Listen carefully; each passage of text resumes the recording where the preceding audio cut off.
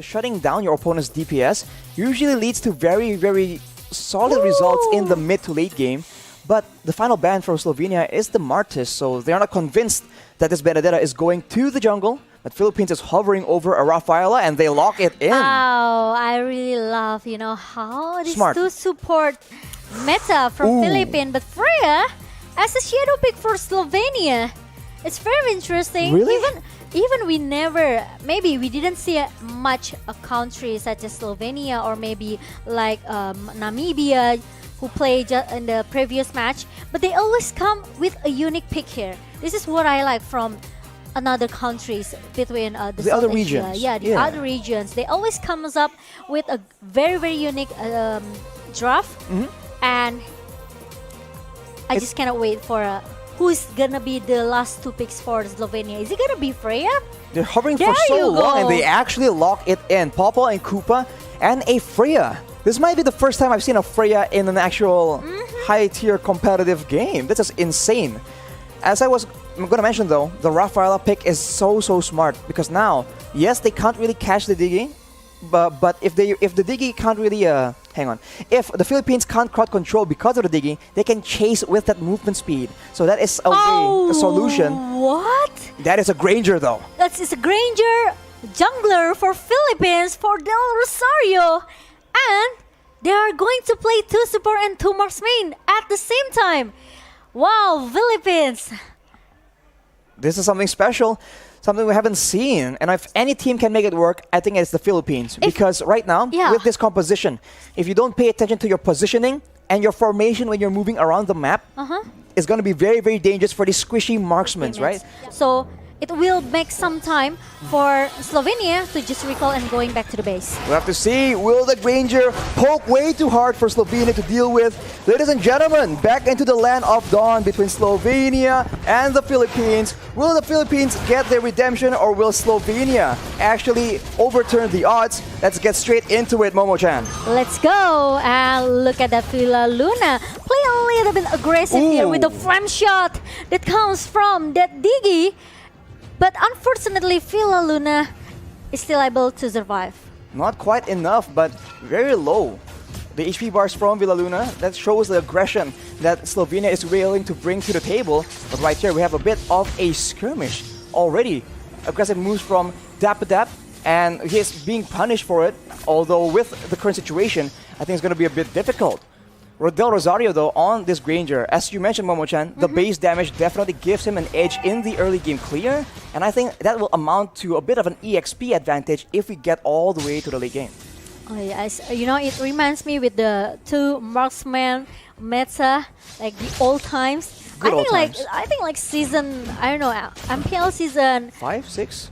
5, I think 4 maybe. 4 even. Yeah, it was very long time already, but we will see. The Philippines, they are very, very confident with this strategy, and Boni needs to go back with the... Ooh, Desonata actually sets up that kill, and they're not done just yet. 4 members right under the turret, and Boni will be the main target, and he will get taken out.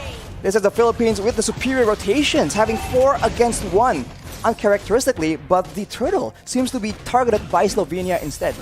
Yeah, I think Slovenia, they want to get this. They have to get this turtle though. Meanwhile, Padap is gonna be the target that can be taken down by Slovenia because he tried to contest it 1 versus 3. Tries to make the outplay happen there from Dapadap, but it won't be enough. The purple buff gets taken away by the Philippines as well. So now, they have a lot more options to play around, and the jungle pick for the side of Slovenia is going to struggle quite a bit. But look at the damage coming in. That is a lot of damage, and it will be secured as well. Pure aggression coming in from the side of the Philippines. Yes, the Death Sonata almost eat Clyde alive, but Clyde's still able to survive and still able to recall, going back to the base right now and try to reset it, everything. Meanwhile, Dapadap, I think he needs to trying to clear the lane as soon as possible because we know how long Fredrin to clear the lane, right? So Padap actually he has the advantage here. So if he wants to make the rotation, I think it's gonna be easy for the Padap. And Bonnie, it's gonna be the prior target here from Philippines because they know how strong Popo Cooper, right? Into the mid and the late game situation.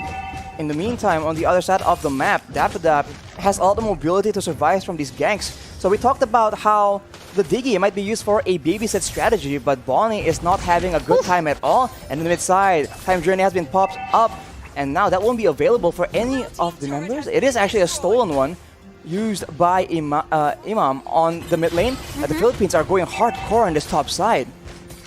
Yeah, I think they want to play really fast just by, get all the objective as soon as possible for Philippines. They don't want to drag this game into the late game. You know how scary Freya as well into the late game, right? He could be very, very strong. He could be the front liner for Slovenia as well. I'm sure a fight starts to break out. The Philippines are going in, but you can see the first victim is going to be Clyde on the Diggy. It's a double kill for Sorano. That will be Nissan falling down in the same time, and the purple buff yet again is denied away from the hands of the Slovenians.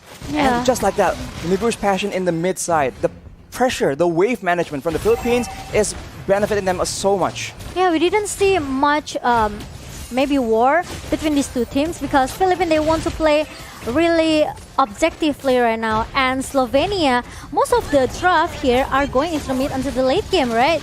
Like this Freya, but look at that. The Rosario trying to a little bit forcing himself in the mid lane. Doing a lot of damage. Clyde nearly gets taken out, but look at the flank coming in from Arakiel. This will benefit them so much. That is Del Rosario taken out. Disaster, as the next target is going to be Villaluna. Makes it out alive from that situation though, but the Sorano, double kill. And actually continuing with that Nibiru. That's a lot of damage. You have to see the items right here, but they are still not done just yet. The snipe is used, but it will connect. That's a monster kill for Sorano. And the Philippines are able to take out 3 members for the price of none, I believe. It looks very, very comfortable for Philippines. Like, if they keep their tempo like this, not trying to forcing themselves too much, I think they still can get this game. But Rimuru having a 1 versus 2 situation here, but Dapadap, still able to survive or not, but no, he's going back with the Phantom Slash and oh my god! It for the Clyde, and he's able to get shut down by Dapadap. Imam with the stolen time journey saves the life of Dapadap, and that is a disaster. They spent so much time, and in exchange, they actually lost Bonnie. Yet again, Sorano is an absolute menace right now with the Malefic Roar. These snipes are going to do so much damage, and that will not... Oh my god, that will not be a damage that Visao can actually take. And they're not done yet. Rimuru is the next target, and that's the Death Sonata being used. That's Imam securing the kill. And Philippines will continue their aggression. They're not backing away at all as Arakiel gets taken out, and the first base turret will be still standing for now. Yeah, it's like maybe... How much? 9k gold lead? Is it 9k? Yeah, 9k gold lead by Philippines team here. So I think it's kind of a little bit hard for Slovenia. They don't have much space here to get their farm. And look at the item. This Digi only have this dominant eyes. Meanwhile, from Zoriano, he already secured his Blade of Despair and Fury Hammer with the Malefic Roar for the attack penetration. That's a lot of damage comparatively. Popo and Koopa, not even the first BOD completed. Yep. Now, Death Sonata yet again used for that engage, and Clyde is taken out just like that. He won't be able to save any of his teammates as the Philippines move for the base turret, but they back away. This is that discipline as Imam makes bold moves around the map. Yeah, he needs to copy that time journey from Clyde, and now the minion comes in the bottom lane. Now all of the players from Slovenia need to maybe take back off a little bit. They have to, try to defend their base before Philippines end this game.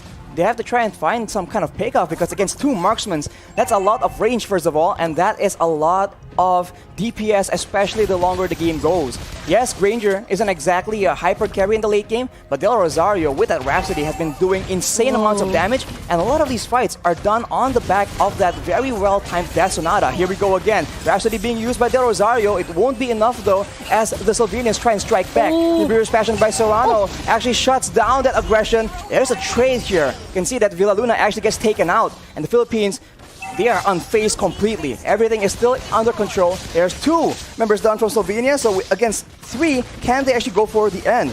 Ultimate has been used right here. Death Sonata used yet again. The slow cooldown is so beneficial, and the Philippines are gonna try and stalk their way, try and find chances to end the game. Imam goes in with that burst damage, and it seems that for now, they will not be able to end the game just yet. Oh, maybe they can, because look at that. The minion lines comes in into the bottom lane, and Oracle, he doesn't have any defense item to hold the damage that Philippines has right now with the so the minion comes in the mid lane right now. I think Philippines, they are able to finish this game as soon as possible. And now Soriano being chased by Slovenia. Meanwhile, the Philippines, they want to target the best as soon as possible. They don't want to give more space, more time for Slovenia, but Slovenia are still able to defend their base, Arashi. They're defending their base so desperately, but the Philippines, they're playing it calculatively. They have range to work with, they have DPS to work with, and they're slowly but surely just melting down the health bars of the Slovenian players yet again. Dapadab just kiting in and out, actually gaining HP in the process instead of losing it.